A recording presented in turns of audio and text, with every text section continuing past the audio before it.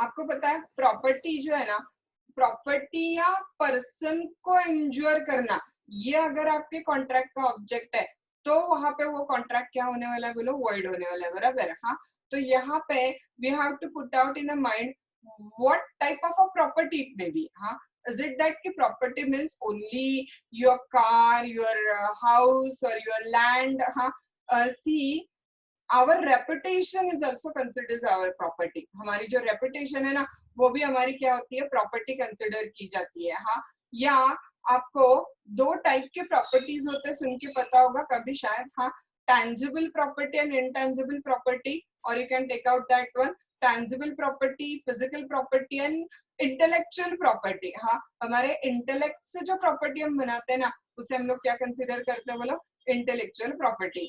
जैसे ना मैंने अपने नोट्स बनाए हुए हैं तो उसका कॉपीराइट मेरे पास है, तो उसको क्या बोला जाएगा बोलो, इंटेलेक्चुअल प्रॉपर्टी कंसिडर किया जाएगा। अब हमारे मॉड्यूल में जो एग्जांपल दिया है, वो हमारे मॉड्यूल में एग्जांपल किससे रिलेटेड एग्जांपल दिया हुआ बोलो, इंटेलेक्चुअल प्रॉपर्टी से रिलेटेड। हाँ, क्या एग्जांपल है देखो, एन एग्रीमेंट, हाँ, to print a book in violation of another's copyright. हाँ, एग्रीमेंट किया मैंने एक्स के साथ कि ये बुक मैं पब्लिश करके दे दूंगी आपको, भले ही इसका पूरा कंटेंट आपने नहीं लिखा है और मैं जानती हूँ कि इसका आधा कंटेंट वाई ने लिखा हुआ है। इसका मतलब वाई का कॉपीराइट वायलेट करके मैं बुक किसको पब्लिश करके देने के लिए प्रॉमिस कर रही हूँ, एक्स को पब्लिश करके देने के लिए प्रॉमिस कर रही हूँ वहां पे। An agreement to print a book in violation of the others copyright is a void. हाँ, as the object is to injure to the property of another. इसका ऑब्जेक्ट क्या बोलो, दूसरे के प्रॉपर्टी को इंज्योर करना, ये यहाँ पे ऑब्जेक्ट है। इट इज ऑल्सो वॉइड, हाँ, forbidden by law relating to the copyright. इसका और एक रीजन भी आता है कि दूसरे के कॉपीराइटेड मटेरियल को आप प्रिंट, पब्लिश, रिप्रोड्यूस नहीं कर सकते हो।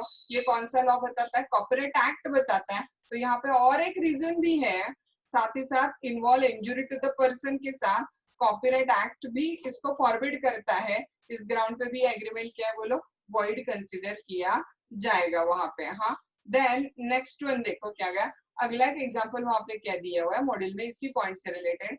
ए promises to repay his debt by doing manual labor daily for a special period and agrees to pay the interest at a exorbitant rate in case of a default. हाँ, here A's promise to repay by manual labor is the consideration for the loan, and the consideration is illegal as it's in substance amount to the slavery on the part of the A. हाँ, in other word, a consideration involve the injury to the person of A. Consideration is illegal. Here, object is also illegal because it imposes slavery, which is opposed to the public policy. Here, the agreement is a void. हाँ, अपने language में आपको बताती हूँ। आपने बहुत बार सुना होगा, देखो ये मजदूर लोग वगैरह होते हैं ना, साहूकार से कर्ज उठाते गांव में वगैरह। हाँ, और फिर ना वो साहूकार उसको एग्जॉर्बिटेंट रेट पे, एग्जॉर्बिटेंट रेट ऑफ इंटरेस्ट पे कर्जा देता है।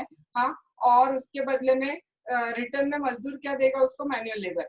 जब तक कर्जा फिटता नहीं है, उसका सेटिस्फाई नहीं होता है, तब तक उसको जिंदगी भर उस साहूकार के घर में क्या करना पड़ता है, काम करना पड़ता है। और कर्जा का इंटरेस्ट रेट इतना बड़ा होता है कि पूरी लाइफ चली जाती है, वो कर्जा कभी सेटिस्फाई होता नहीं, और इसको पूरी जिंदगी उस साहूकार के यहाँ पे काम करना पड़ता है। तो एक तरह से ये गुलामगिरी को सपोर्ट करता है ना, स्लावरी को सपोर्ट करता है। और हमारे देश में स्लेवरी अलाउड नहीं है, हमारे कॉन्स्टिट्यूशन के नीचे। हाँ, और बॉन्डेड लेबर प्रोहिबिशन एक्ट के नीचे स्लेवरी क्या कंसिडर की जाती है, क्राइम, ऑफेंस, गुनाह स्लेवरी। हाँ, तो इसकी वजह से ये एग्रीमेंट भी वॉइड है, क्योंकि देखो ये ऐसा एग्जांपल है जिसमें ऑब्जेक्ट भी वॉइड है, क्योंकि ऑब्जेक्ट क्या प्रमोट करता है, स्लेवरी। और कंसिडरेशन भी वॉइड है, क्योंकि कंसिडरेशन क्या बोलो, मैन्युअल लेबर। आप कर्जा दो और कर्जे के बदले में उससे काम करके लो। हाँ, तो ये मैन्युअल लेबर कंसिडरेशन जो है ये भी वॉइड है। और इस पर्टिकुलर एग्रीमेंट का जो ऑब्जेक्ट है, स्लेवरी प्रमोट करना, हाँ, गुलामगिरी प्रमोट करना, ये ऑब्जेक्ट की भी क्या बोलो, वॉइड है। हाँ, so because of that in this particular example क्या हो जाएगा, कंसिडरेशन ऐसा है जो पर्सन और प्रॉपर्टी, हाँ, ऑफ अनदर को इंजुरी कॉज करता है, इसकी वजह से उसको क्या कंसिडर किया जाएगा, वॉइड कंसिडर किया जाएगा। इसका वेरी एग्जिस्ट एग्जांपल याद है, हमने देखा था कि मैंने सिंपल एक को सुपारी दे दी और उसको बोल दिया कि जाओ उसको मार के आओ, मैं आपको 50,000 रुपए दे दूंगा। अब वो जाके मार के आया और मुझे 50,000 रुपए मांग रहा है, हाँ, तो क्या मैं उसको नहीं देती हूँ तो मुझ पे जाके कोर्ट में सूट फाइल कर सकता है क्या वो 50,000 रिकवर करने के लिए? Your common sense will also give an answer कि वो नहीं जा सकता। क्यों नहीं जा सकता बोलो वहां पे? रीजन इज सिंपल, क्योंकि उसके एग्रीमेंट का ऑब्जेक्ट ही अनलॉफुल है। किसी के प्रॉपर्टी या पर्सन को हर्ट करना, ये जो कॉन्ट्रैक्ट का ऑब्जेक्ट है, वही कैसे बोलो वहां पे अनलॉफुल है। हाँ, so number 1 if it is forbidden by law, number 2 if it is permitted it defeat the provision of the law, number 3 हाँ क्या है वहां पे, number 3 it is fraudulent, number 4 where the consideration defeats any rule for the time being enforced in India. Just now seen number 5 point, when consideration involve injury to the person or the property of another. And then 6th point is that one, when consideration is a immoral. अगर आपके agreement का जो consideration या object है वो very basic object और consideration ही illegal है, तो भी आपका agreement क्या हो जाएगा बोलो? void हो जाएगा। हाँ, मैंने आपको एक एग्जांपल बताया था, याद है? अगर आपका घर आप प्रोस्टिट्यूट पर्पस के लिए किराए पे देते हो, हाँ, तो प्रोस्टिट्यूशन इमोरल चीज है ना। प्रोस्टिट्यूशन मतलब वो जो वेश्या व्यवसाय करने वाली वुमन होती है, हाँ, वो उनको अगर आपने अपना घर रेंट पे दिया हुआ है तो आप किसको प्रमोट कर रहे हो बोलो? एक इमोरल, एक अनैतिक चीज को प्रमोट कर रहे हो वहां पे। हाँ, तो अगर वो लेडी आपको आपका रेंट नहीं देती है तो आप कोर्ट में जाके वो रेंट रिकवर नहीं कर सकते हो, क्योंकि आपके कॉन्ट्रैक्ट का ऑब्जेक्ट अनलॉफुल है, क्योंकि वो इमोरल है। हाँ, देखो एग्जांपल मॉड्यूल में क्या दिया, लैंडलॉर्ड मतलब मकान मालिक कैन नॉट रिकवर रेंट हाँ of a house knowingly led to the prostitute who carries on her vocation there. vocation उसका वो जो भी व्यवसाय है, प्रोफेशन है, वो वहां पे कैरी ऑन करिए और आपको पता है फिर भी आप उसको वो घर किराए पे देते हो, तो वो आप पैसे रिकवर नहीं कर सकते हो। Here the object being immoral, इसका ऑब्जेक्ट ही बेसिकली कैसे बोलो? इमोरल है, इसलिए एग्रीमेंट टू पे द रेंट क्या हो जाएगा बोलो? void कंसिडर किया जाएगा। हाँ, फिर ना दूसरा जो एग्जांपल दिया है वो हमने पीछे बहुत बार लिया हुआ एग्जांपल है, वो डाइवोर्स वाला एग्जांपल। हाँ, याद होगा आपको। P advanced money to the D, P नाम के एक इंसान ने D नाम के एक मैरिड वुमन को कुछ पैसे एडवांस कर दिए। P नाम के एक इंसान ने D नाम के एक मैरिड वुमन को कुछ पैसे एडवांस कर दिए। क्यों? To enable her to take a divorce from her husband. हाँ, कि आप अपने हस्बैंड से क्या कर लो? डाइवोर्स ले लो। And D agreed to marry him as soon as she could obtain the divorce. और D ने इन रिटर्न प्रॉमिस क्या किया बोलो? जैसे उसको डिवोर्स मिल जाएगा वो उस पी के साथ जिसने उसको पैसे देने का प्रॉमिस दिया था उसके साथ वो शादी कर लेगी। हाँ, now it was held that he was not entitled to recover the amount since the agreement is the object that is divorce of the D from her husband and promise to marry given under the circumstances is against the moral. ये जो promise है ना, उसका husband जिंदा होते हुए husband से divorce ले लो और फिर मुझसे शादी करो, ये सारा किसके अगेंस्ट है बोलो? मोरालिटी के अगेंस्ट है। इसलिए यहाँ पे ऑब्जेक्ट क्या हो गया? कॉन्ट्रैक्ट का इमोरल हो गया और इसकी वजह से कॉन्ट्रैक्ट क्या बन गया बोलो? वॉइड कंसिडर किया गया। हाँ, सो 5th पॉइंट क्या था? 6th पॉइंट क्या था याद है? When consideration is a immoral. हाँ, then next and last point, लेकिन इस लास्ट में 9 सब पॉइंट्स है वापस अभी। Number 7th which is the circumstance when the object or consideration of an agreement become unlawful, it is when it is opposed to the public policy. When the object of your contract is opposed to the public policy, तब भी contract क्या हो जाएगा बोलो? void consider किया जाएगा। In that circumstance also contract को हम लोग क्या consider करेंगे? यहाँ पे void consider कर लेंगे। हाँ, सिया देखो क्या दिया है उसके अंदर अभी। द एक्सप्रेशन पब्लिक पॉलिसी बहुत ज्यादा वाइडर और नैरो दोनों सेंस में ले सकते हैं। हाँ, एक्चुअली पब्लिक पॉलिसी ना बहुत ज्यादा वाइडर स्कोप वाला पॉइंट ही है। हमने इसको बहुत वाइडर करके लिया तो unlimited number of topics will be covered in the public policy. हाँ, और कॉन्ट्रैक्ट करना ही मुश्किल हो जाएगा। इसलिए उन्होंने सीधे सीधे बोला कि हमने लॉ में जितने 9 पॉइंट्स दिए उतने ही पब्लिक पॉलिसी में आ जाएंगे, उसका बाहर का कोई भी पॉइंट आपको पब्लिक पॉलिसी में लेना नहीं है। हाँ, द फ्रीडम टू कॉन्ट्रैक्ट में become illusory unless the scope of public policy is restricted. हाँ, और इसीलिए in the name of public policy freedom of contract is restricted by law only, किस चीज के लिए देखो वहां पे, for the good of community. हाँ, तो नीचे जो हम लोग 1 by 1 पॉइंट डिस्कस करेंगे उतने ही पॉइंट किसमें आते हैं बोलो, अगेंस्ट द पब्लिक पॉलिसी में आते हैं, उससे ज्यादा एक भी नहीं और उससे कम एक भी नहीं। सो उतने ही जितने लॉ में दिए हुए पॉइंट्स है हाँ अपोज टू पब्लिक पॉलिसी के, वो इस 7th पॉइंट के सब पॉइंट में आ जाएंगे। So getting what I am looking now, 7 circumstances are there in which agreement का ऑब्जेक्ट या कंसिडरेशन अनलॉफुल हो सकता है। Number 1, if it is prohibited by law. Number 2, if it is permitted it defeats the provision of the law.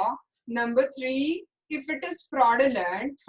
Number 4, if its consideration is against the rule made for the time being and enforced in India. Number 5, if it involves the injury to the person or property of another. Number 6, जो अभी अभी हमने discuss किया था, that is if it is immoral. And number last, that is 7th point, when if consideration is opposed to the public policy. Now this public policy include 9 sub points which one by one we are right now going to discuss.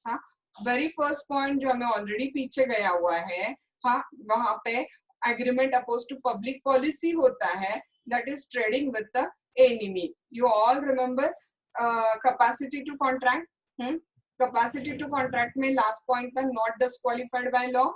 Not disqualified by law में point था alien enemy. Alien enemy हमने discuss किया था, who is alien enemy for us, जिस country के साथ India का war चल रहा है उस कंट्री का सिटीजन हमारे लिए क्या होता है बोलो, एलियन एनिमी होता है। और अगर आप कोई भी एग्रीमेंट एलियन एनिमी के साथ करते हो तो वो अपोज टू पब्लिक पॉलिसी है और वर्ल्ड है। दैट्स अच्छा। Any trade with a person going against to the government at a war with India without the license of government of India is a void. क्यों void है बोलो यहाँ पे? It is opposed to public policy. Here agreement to trade often against public policy by tending to prejudice, नुकसान करना the interest of the state in time of a war. जब हम किसी एलियन एनिमी के साथ कॉन्ट्रैक्ट करते हैं ना तो वॉर पीरियड में हमारे देश का इंटरेस्ट धोखे में आ सकता है, इसलिए generally trading with enemy allowed नहीं होता है। अगर आपको वो करना है तो आपको सेंट्रल गवर्नमेंट की परमिशन लगती है, बट इन जनरल टर्म ही याद रखो कि बाबा एलियन एनिमी के साथ एग्रीमेंट किया तो वो अपोज टू पब्लिक पॉलिसी है, इसलिए वो क्या कंसिडर किया जाएगा, void कंसिडर किया जाएगा, not enforceable in the court of a law is the point which is there. Now second point in the opposed to public policy, stifling prosecution is the second point we are going to discuss. stifling prosecution याद है आपको बताया था कि case को दबाना, that was क्या था वहां पे, stifling prosecution. stifling prosecution में आप क्या कर रहे हो, किसी क्रिमिनल केस को फाइल करने के बाद उसको वापस पीछे ले रहे हो किसी कंसिडरेशन में। इन जनरल वो अलाउड नहीं होता है, लेकिन इसके बहुत सारे क्या है यहाँ पे वापस डिटेल सब पॉइंट्स है। Let's see with that particular points.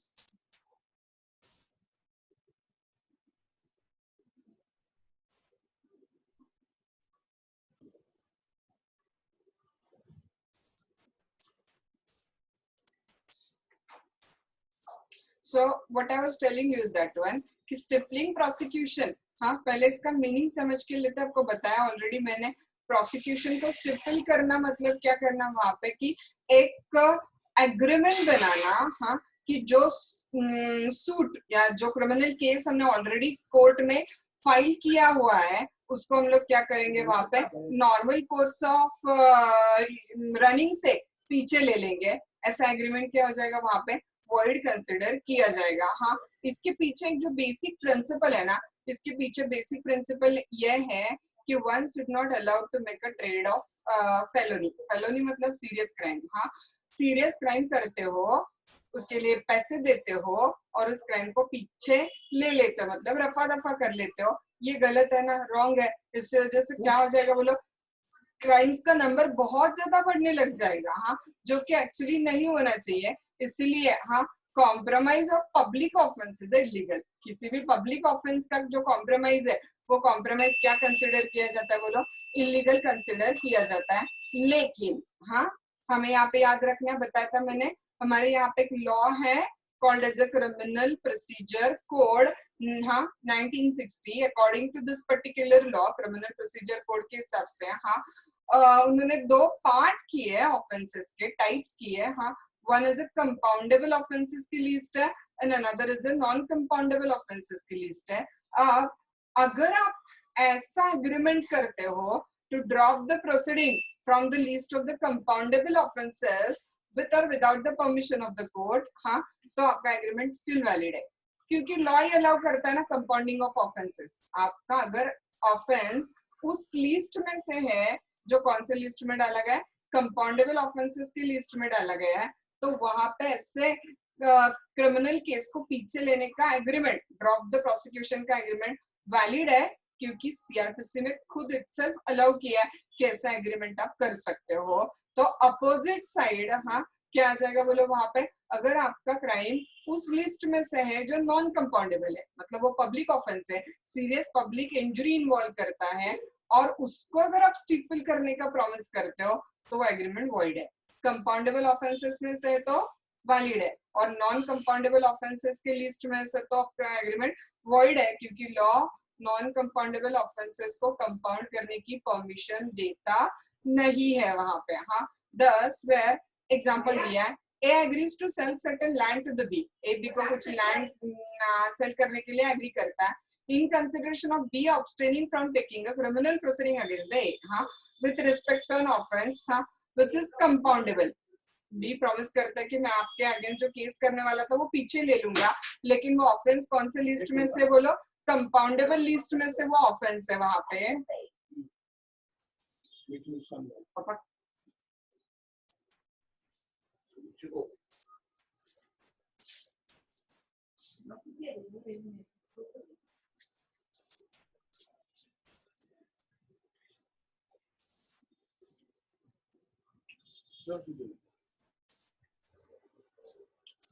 और वो ऑफेंस के साथ कंपाउंडेबल की लिस्ट का ऑफेंस है तो क्या हो जाएगा बोलो आपका वो ऑफेंस को कॉम्प्रोमाइज करना कोई भी क्राइम वहां पे नहीं है। लेकिन अगर आपका ऑफेंस अनकंपाउंडेबल या नॉन कंपाउंडेबल की लिस्ट का है तो वो ऑफेंस आप अगर कॉम्प्रोमाइज करते हो उस प्रोसिक्यूशन को स्टिफल करते हो तो एग्रीमेंट क्या हो जाएगा बोलो वॉइड कंसीडर किया जाएगा। देन मैं compoundable which are compromisable outside the code and non-compoundable which cannot be compromisable उसका आप कॉम्प्रोमाइज कर ही नहीं सकते हो। तो वो डिपेंड करता है कि वो ऑफेंस कॉम्प्रोमाइजेबल है या नहीं है कंपाउंडेबल है या नहीं है उस पर डिपेंड है कि आपका एग्रीमेंट वैलिड है या वॉइड है हाँ। देन नेक्स्ट पॉइंट आ जाता है वो भी आपके लिए एक न्यू कंसेप्ट है totally maintenance and champerty is the next point we are going to discuss among the point of oppose to public policy. अगला पॉइंट कौन सा है मेंटेनेंस एंड चैम्पर्टी हाँ। अब ना मेंटेनेंस एंड चैम्पर्टी इसका मतलब क्या है देखो मैं आपको एक एग्जांपल बताती हूँ हाँ फिर ना आपको आसानी से क्या हो जाएगा वहां पे पता चल जाएगा।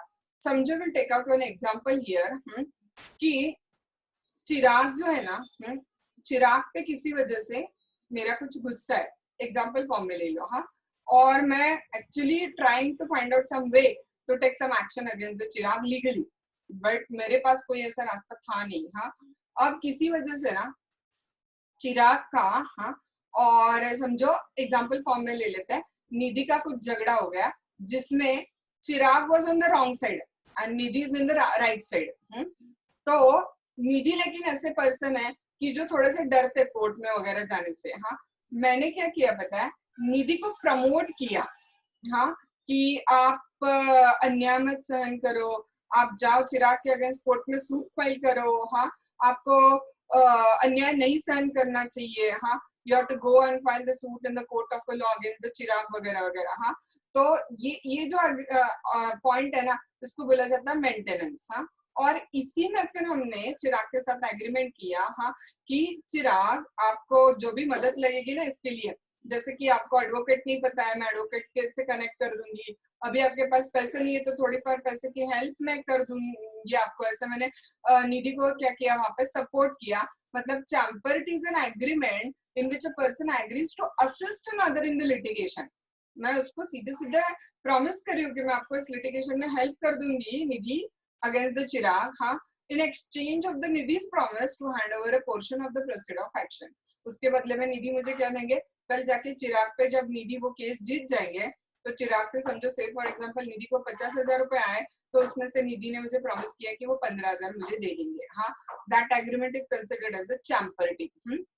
मेंटेनेंस मतलब एग्रीमेंट जिसमें हम लोग पर्सन को प्रॉमिस करते हैं टू मेंटेन द सूट. हाँ, जिसमें हमारा खुद का हमें कोई इंटरेस्ट नहीं है वहां पे. हाँ, देन नेक्स्ट वन चैम्पर्टी मतलब क्या कंसिडर किया जाएगा.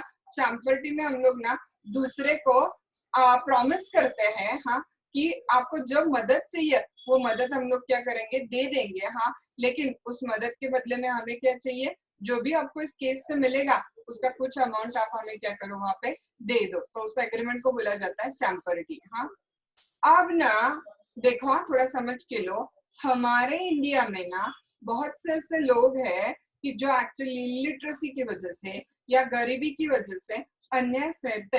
हाँ, अन्याय होते हुए भी कोर्ट में नहीं जाते वहां पे. हाँ, तो ऐसे लोगों को मदद फॉर्म में गुड फेथ में अगर हमने ये मेंटेनेंस का प्रॉमिस किया है, ध्यान में आ रहा है आपको क्या बोल रहे हो, ऐसे लोगों को अगर हमने गुड फेथ में मदद करने के इंटेंशन से ये मेंटेनेंस का प्रॉमिस किया है तो हमारे इंडिया में एग्रीमेंट क्या हो जाएगा बोलो, वैलिड है.